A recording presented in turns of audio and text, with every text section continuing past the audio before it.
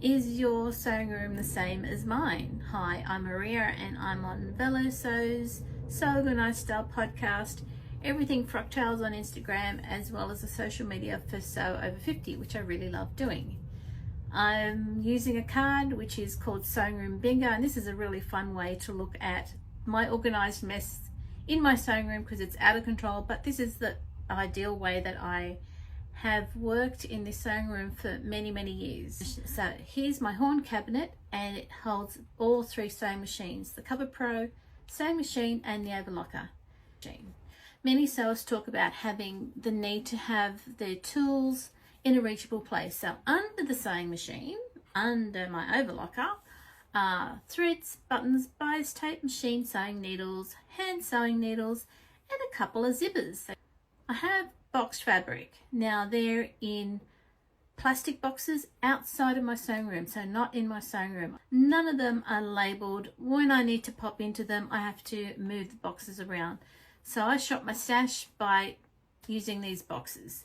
The coffee bean bags that you can see, I thought I bought 5 bags, but it was 5 bags per unit, so I actually ended up with 25 coffee bean bags. That's another project, that's another story. At the moment, I'm going through a declutter process by labeling my fabric. So I'm experimenting with Kylie and the Machine labels on the fabric that I've got outside of the boxes. So I'm taking pictures of every single piece of fabric that I've got a label on. And in the meantime, I'm also making sure the pieces that need to go. On my bookshelf, inside a cupboard, are the books that I've collected over the years. And some are very technical and some of them are CDs, so I'm going to have to figure out how to access them on a computer that no longer has a CD drive.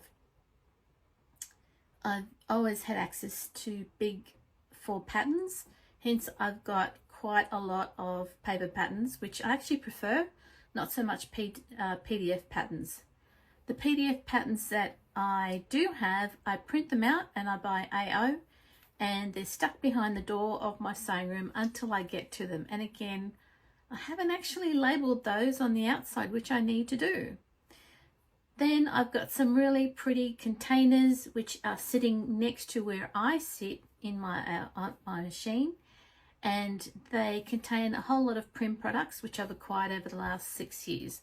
As you can see, the desk that I use to record podcasts with and do a lot of writing, emailing people and being online is littered with the patterns that I would like to use in the coming months.